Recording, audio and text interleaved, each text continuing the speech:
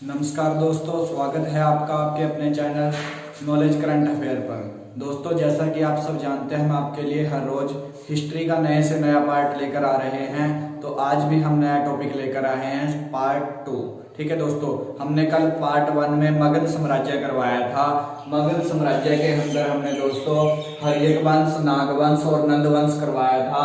तो दोस्तों आज हम मौर्य वंश करेंगे, जिसके संस्थापक कौन है दोस्तों? चंद्रगुप्त मौर्य। ठीक है दोस्तों, आज हमारा है मौर्य वंश। मौर्य वंश के संस्थापक कौन है दोस्तों? चंद्रगुप्त मौर्य। दोस्तों ये मगध महाजनपद के अंदर चौथा वंश है। कौन सा जी? चौथा वंश है। मैंने कल आपको करवाया था हर्यक वंश। हर्यक वंश के संस्थापक कौन है? बिंबिसार है। बिंबिसार की हत्या उसका पुत्र अजातशत्रु कर देता है। अजातशत्रु की हत्या उसका पुत्र उदयन कर देता है। उदयन के बाद कौन होता है दोस्तों? अंतिम नागदशक होता है। इसके बाद दोस्तों नागवंश है। नागवंश के बाद नंदवंश है। नंदवंश में अंतिम राजा कौन है दोस्तों? घनानंद। दोस्तों इस घनानंद को कौन हराता है? चंद्रगुप्त मौर्य की वजह से चाणक्य। कौन हराता है दोस्तों? चाणक्य, जो चंद्रगुप्त मौर्य का गुरु है। तो आइए शुरू करते हैं मौर्य वंश। दोस्तों मौर्य वंश के अंदर सबसे पहले चंद्रगुप्त मौर्य इसका संस्थापक है। मौर्य वंश का संस्थापक कौन है? चंद्रगुप्त मौर्य है। इसकी जन्म कब हुआ है दोस्तों? 345 ईसा पूर्व में। चंद्रगुप्त मौर्य का जन्म 345 ईसा पूर्व में जन्म हुआ है और ये गद्दी पर कब बैठा है? 322 ईसा पूर्व में। कौन दोस्तों? चंद्रगुप्त मौर्य 322 ईसा पूर्व में गद्दी पर बैठा है। और दोस्तों चंद्रगुप्त मौर्य के गुरु का क्या नाम है? चाणक्य। ठीक है दोस्तों, इसके नंद वंश के अंतिम राजा घनानंद को हराने में किसका योगदान रहा है दोस्तों? चाणक्य का। और चाणक्य को दोस्तों किस नाम से जाना जाता है? चाणक्य को दोस्तों चाणक्य के नाम से, कौटिल्य या विष्णुगुप्त के नाम से भी जाना जाता है। ठीक है दोस्तों, चाणक्य को। और ये किसका गुरु है? चंद्रगुप्त मौर्य का। और दोस्तों घनानंद को हराकर चंद्रगुप्त गद्दी पर बैठा था। ठीक है दोस्तों, और एक सबसे इंपॉर्टेंट बुक है चाणक्य की बुक। दोस्तों चाणक्य की बुक का नाम क्या है दोस्तों? अर्थशास्त्र। और इसमें किसका वर्णन है दोस्तों? राजनीति का वर्णन किया गया है इस बुक के अंदर। ठीक है दोस्तों, चाणक्य की बुक है। और दोस्तों मौर्य वंश की जो मुद्रा रही थी वो क्या रही थी? पर्ण थी दोस्तों। ठीक है दोस्तों, मौर्य वंश की मुद्रा का नाम क्या है? पर्ण था। और दोस्तों चंद्रगुप्त मौर्य जैन धर्म का अनुयायी था। और ये जैन धर्म किसने शिक्षा किससे ली है? बद्दरबाहु से। ठीक है दोस्तों, ये किससे ली है शिक्षा जैन धर्म की? बद्दरबाहु से। और दोस्तों चंद्रगुप्त ने 305 ईसा पूर्व में सेल्यूकस को हराया। दोस्तों सेल्यूकस, निकेटर और चंद्रगुप्त के बीच में एक युद्ध होता है जो 305 ईसा पूर्व में होता है। दोस्तों किसको हराया? सेल्यूकस को। दोस्तों सेल्यूकस ने अपनी पुत्री कार्नेलिया के साथ चंद्रगुप्त मौर्य की शादी कर देता है और युद्ध व संधि के शर्तों के अनुसार इसको 4 शहर देता है: काबुल, कंधार, हेरात, मकरान। दोस्तों कौन? Seleucus, Nicator. इसके बाद है दोस्तों मैग्स्थनीज। मैग्स्थनीज की पुस्तक का नाम क्या है? इंडिका, जो सेल्यूकस का निकेटर, जो सेल्यूकस का राजदूत था। ठीक है दोस्तों, मैग्स्थनीज कौन है दोस्तों? जो सेल्यूकस का राजदूत था। सेल्यूकस की पुत्री कार्नेलिया की शादी किससे हो जाती है? चंद्रगुप्त मौर्य से। और 298 ईसा पूर्व में मृत्यु हो जाती है श्रवणबेलगोला में। और ये स्थान कहाँ है दोस्तों? कर्नाटक में। कहाँ है दोस्तों? कर्नाटक में। ठीक है दोस्तों, मौर्य वंश का कौन है संस्थापक? चंद्रगुप्त मौर्य। चंद्रगुप्त मौर्य की मृत्यु कहाँ होती है? कर्नाटक में। ये क्वेश्चन भी कई बार बना है। तो दोस्तों मगध साम्राज्य के अंदर सबसे पहला इंपॉर्टेंट क्वेश्चन है, पूरे वंश में किसने सबसे पहले हाथियों का प्रयोग किया? युद्ध में हाथियों का प्रयोग किसने किया? मगध साम्राज्य ने। ठीक है दोस्तों, मौर्य वंश चंद्रगुप्त इसका गुरु है। चाणक्य, कौटिल्य, विष्णुगुप्त ये एक ही नाम है। ठीक है दोस्तों, और घनानंद को हराकर चंद्रगुप्त गद्दी पर बैठा। चाणक्य की बुक का नाम अर्थशास्त्र है, जो राजनीति से संबंधित है। मौर्य वंश की मुद्रा क्या है? पर्ण है। जैन धर्म का अनुयायी था। ये जैन धर्म की शिक्षा किसने दी? इसको भद्रबाहु ने दी है। चंद्रगुप्त ने 305 ईसा पूर्व में सेल्यूकस निकेटर को हराया। सेल्यूकस निकेटर ने अपनी पुत्री कर्नोलिया की शादी चंद्रगुप्त मौर्य से कर दी और युद्ध व संधि की शर्तों के अनुसार 4 शहर व प्रांत दिए, जिनमें कंधार, काबुल, हेरात और मकरान था। इनमें से भी क्वेश्चन बना है दोस्तों, इनको ऑप्शन में एक अलग दे देते हैं, इनमें से कौन सा नहीं दिया, ये क्वेश्चन भी इंपॉर्टेंट है। इसके बाद मैगस्थनीज की पुस्तक का नाम दोस्तों इंडिका है, जो सेल्यूकस का निकेटर था। कौन? मैगस्थनीज। ठीक है दोस्तों। 298 ईसा पूर्व में मृत्यु हो जाती है चंद्रगुप्त मौर्य की। कहां पर दोस्तों? श्रवणबेलगोला में, और ये स्थान कहां है? कर्नाटक में। ठीक है दोस्तों। तो आइए इसके बाद अगला शासक कौन होता है दोस्तों? मौर्य वंश का बिंदुसार। तो बिंदुसार के बारे में कर लेते हैं।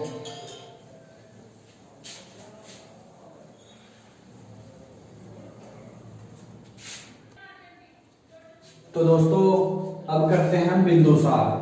दोस्तों मौर्य वंश के का संस्थापक कौन है? चंद्रगुप्त मौर्य। चंद्रगुप्त मौर्य के बाद अगला शासक कौन बनता है मौर्य वंश का? बिंदुसार। बिंदुसार से दोस्तों एक ना एक क्वेश्चन हर एग्जाम में बनता है। बिंदुसार का चंद्रगुप्त का उत्तराधिकारी कौन है दोस्तों? बिंदुसार। चंद्रगुप्त का उत्तराधिकारी कौन है? बिंदुसार है। और 298 ईसा पूर्व में ये गद्दी पर बैठा। दोस्तों सबसे इंपॉर्टेंट क्वेश्चन है, बिंदुसार को अमित्र घात के नाम से भी जाना जाता है, और दोस्तों इसका मतलब होता है शत्रु विनाशक। क्या होता है दोस्तों? शत्रु विनाशक। अमित्र घात को नाम से भी जाना जाता है, भद्रसार के नाम से भी जाना जाता है, और वारीसार के नाम से भी जाना जाता है। किसको? बिंदुसार को। और दोस्तों भद्रसार व वारीसार वायु पुराण में भी कहा गया है। किसको? बिंदुसार को। दोस्तों ये 3 नाम याद रखने हैं, अमित्र घात, भद्रसार और वारीसार, ये तीनों नाम से किसको जाना जाता है? बिंदुसार को। ठीक है दोस्तों। अमित्र घात का मतलब भी आ जाता है, इसका मतलब है शत्रु विनाशक। दोस्तों जैन ग्रंथों में बिंदुसार को सिंह सेन भी कहा गया है। ये क्वेश्चन भी कई बार आया है दोस्तों, जैन ग्रंथों में बिंदुसार को क्या कहा गया है? तो इसको सिंह सेन कहा गया है। किसको? बिंदुसार को। दोस्तों इसके शासनकाल में तक्षशिला में विद्रोह होता है। किसके शासनकाल में? बिंदुसार के शासनकाल में एक तक्षशिला में विद्रोह होता है, और इस विद्रोह को दबाने के लिए पहले सुसीम और बाद में अशोक को भेजता है। कौन? बिंदुसार। ठीक है दोस्तों। इसके बाद इसने अशोक ने वहां जाकर लोगों का प्रेम जीता। ठीक है दोस्तों, लोगों के साथ रहा। तो इसके बाद दोस्तों जो अगला शासक होगा मौर्य वंश का, वो कौन होगा? अशोक। ये दोस्तों अशोक ही ऐसा राजा है जिसने पूरे 16 महाजनपदों पे राज किया है। तो आइए अशोक के बारे में करते हैं दोस्तों। ठीक है, अशोक का सबसे इंपॉर्टेंट है मौर्य वंश के अंदर।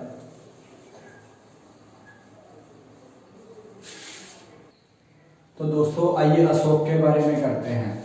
दोस्तों मगध साम्राज्य के अंदर सबसे महत्वपूर्ण वंश कौन सा है? मौर्य वंश। मौर्य वंश के अंदर मौर्य वंश का संस्थापक कौन है? चंद्रगुप्त मौर्य। और चंद्रगुप्त मौर्य वंश के अंदर सबसे महत्वपूर्ण शासक कौन है? अशोक। ये पूरे मगध साम्राज्य के अंदर सबसे महत्वपूर्ण शासक है अशोक। ठीक है दोस्तों, इसने पूरे 16 महाजनपदों पर राज किया हुआ है। किसने? अशोक ने। तो आइए शुरू करते हैं। बिंदुसार का उत्तराधिकारी कौन बना दोस्तों? अशोक बना। सबसे पहले मौर्य वंश के संस्थापक कौन है? चंद्रगुप्त मौर्य है। चंद्रगुप्त मौर्य के बाद कौन होते हैं दोस्तों? बिंदुसार हैं। बिंदुसार के बाद कौन है दोस्तों? अशोक हैं। अशोक दोस्तों 269 ईसा पूर्व में गद्दी पर बैठा। कौन?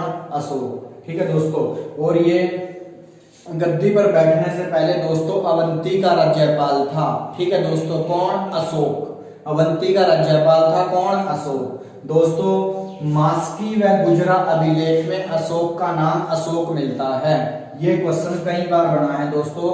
मास्की व गुजरा अभिलेख में अशोक का नाम अशोक मिलता है। क्वेश्चन ऐसे बनेगा कि इस अभिलेख में अशोक का नाम अशोक मिलता है, तो मास्की व गुजरा अभिलेख में। दोस्तों पुराणों में अशोक को अशोकावर्धन भी कहा गया है। पुराणों के अंदर दोस्तों अशोक को अशोकावर्धन भी कहा गया है। और दोस्तों उपगुप्त ने बौद्ध धर्म की भिक्षा दी थी। किसको? अशोक को। तो बौद्ध धर्म का न्यायी था कौन? अशोक। ठीक है, और इसने शिक्षा किससे ली थी? उपगुप्त से। ठीक है दोस्तों, अशोक के अंदर इस पार्ट में सबसे इंपॉर्टेंट क्वेश्चन है दोस्तों ये। ठीक है, बौद्ध धर्म की दीक्षा किससे ली है अशोक ने? उपगुप्त से। दोस्तों अशोक को देवानामप्रिया के नाम से भी जाना जाता है। आप बुक उठाकर देख लेना, ये क्वेश्चन आपको कहीं भी नहीं मिलेगा कि अशोक को किस नाम से जाना जाता है। अशोक को दोस्तों देवानामप्रिया के नाम से भी जाना जाता है अशोक को। बौद्ध धर्म के लिए दोस्तों इसने अपने पुत्र व पुत्री को श्रीलंका भेजा था। पुत्र का नाम है दोस्तों महेंद्र, पुत्री का नाम है संघमित्रा। ठीक है दोस्तों, बौद्ध धर्म के लिए। ठीक है, बौद्ध धर्म की दीक्षा किसने दी है? उपगुप्त ने। आगे है दोस्तों 261 ईसा पूर्व में कलिंग पर आक्रमण होता है। दोस्तों 261 ईसा पूर्व में कलिंग पर आक्रमण किया अशोक ने। ठीक है दोस्तों, और दोस्तों इसकी माता का नाम भी पूछा जाता है कई एग्जाम में। तो इसकी माता का नाम क्या है? शुभदात्री।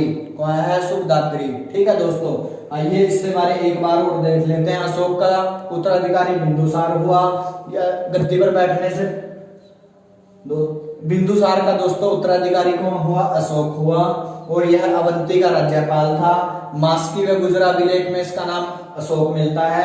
पुराणों में अशोक को अशोकावर्धन भी कहा गया है। उपगुप्त ने बौद्ध धर्म की दीक्षा दी है। देवानामप्रिया से भी जाना जाता है। बौद्ध धर्म के लिए अपने पुत्र व पुत्री को श्रीलंका भेजा। पुत्र का नाम है महेंद्र, पुत्री का है संघमित्रा। 261 ईसा में कलिंग पर आक्रमण किया। इसकी माता का नाम है शुभदात्री। तो आइए दोस्तों इससे आगे एक पार्ट थोड़ा सा हम इसके अभिलेखों के बारे में कर लेते हैं। अभिलेखों को मैं आपको डीपली समझाऊंगा। तो दोस्तों अशोक के शिलालेखों का बारे में आपको डीपली से मैं करवाता हूं। सबसे पहले दोस्तों भारत में शिलालेखों का प्रचलन।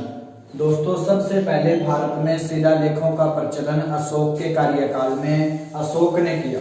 ठीक है दोस्तों, भारत में शिलालेखों का सर्वप्रथम ही अशोक को माना जाता है शिलालेखों का जनक। ठीक है दोस्तों अशोक के अभिलेखों को 3 भागों में बांटा है।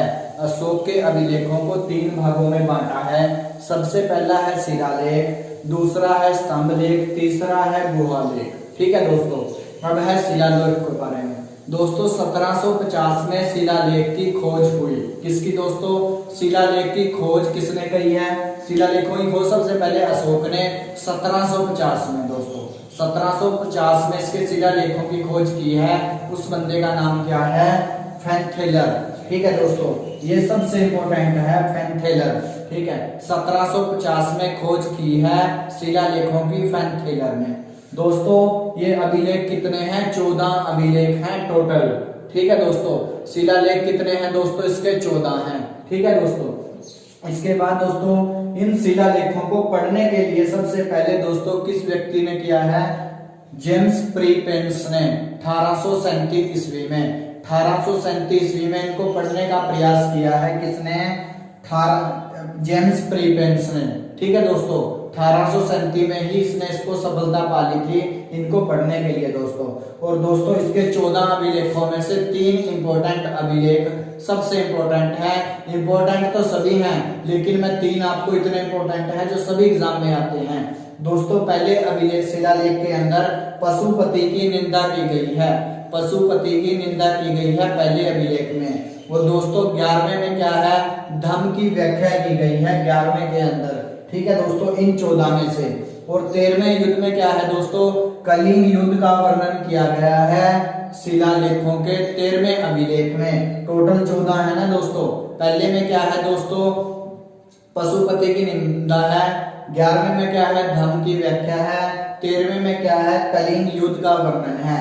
और दोस्तों इसके बाद जो ज्यादातर है ये अभिलेख जी, इन शिलालेखों का प्रयोग किस लिपि में हुआ है? ये क्वेश्चन भी आया है। तो ब्राह्मी लिपि में इनका प्रयोग हुआ है शिलालेखों का दोस्तों। ठीक है दोस्तों, और स्तंभ लेखों की संख्या कितनी है दोस्तों? 11 है। कितनी है? 11। ठीक है दोस्तों, शिलालेखों की दोस्तों कितनी है? तो दोस्तों स्तंभ लेखों की संख्या कितनी है? सॉरी 11 नहीं 7 है। शिलालेखों की संख्या 7 है। दोस्तों शिलालेखों की संख्या 17 है। तो इसकी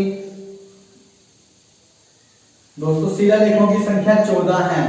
14 है। और स्तंभ लेखों की संख्या कितनी है? 7 है। ठीक है दोस्तों, और ये किस लिपि में है? ब्राह्मी लिपि में इनका प्रयोग किया गया है, ब्राह्मी लिपि में ये लिखे गए हैं। और इन शिलालेखों को लिखने में सबसे ज्यादा महत्वपूर्ण भाषा कौन सी है? ब्राह्मी लिपि का ही प्रयोग किया गया है दोस्तों। इसके बाद है कौशाम्बी अभिलेख को रानी का अभिलेख भी कहा जाता है। ये क्वेश्चन भी आया है कि कौशाम्बी अभिलेख को किसका अभिलेख कहा जाता है? तो रानी का अभिलेख भी कहा जाता है। अशोक का सबसे छोटा स्तंभ दोस्तों क्या है? स्तंभ लेख रुद्रमेयी। क्या है दोस्तों? रूमीदेयी है इसका सबसे छोटा। और दोस्तों 7वां अभिलेख सबसे लंबा है अशोक का। ठीक है दोस्तों, ये भी बताना चाहिए। और दोस्तों ये पूरा मौर्य वंश 137 वर्षों तक चला। कितने? 137 वर्षों तक चला। और इसका अंतिम राजा कौन है दोस्तों? बृहदत्त है। और दोस्तों बृहदत्त को कौन हराता है? पुष्यमित्र शुंग। ठीक है दोस्तों, और ये किस वंश की स्थापना करते हैं? आगे शंगु वंश की स्थापना करते हैं। इसके बाद दोस्तों अगला वंश चलेगा शंगु वंश। शंगु वंश के संस्थापक कौन होंगे? पुष्यमित्र होंगे। ठीक है दोस्तों, पुष्यमित्र इसके संस्थापक होंगे। तो दोस्तों मगध साम्राज्य के अंदर हमने 4 वंश कर लिए हैं। अगले पार्ट में हम दोस्तों इनको बचे हुए 4 को लेकर आएंगे। तो दोस्तों अगर आपको ये हमारी वीडियो अच्छी लगे तो ज्यादा से ज्यादा शेयर करें, कमेंट करके हमें बताएं कि वीडियो कैसी लगी है। धन्यवाद। जय हिंद, जय भारत।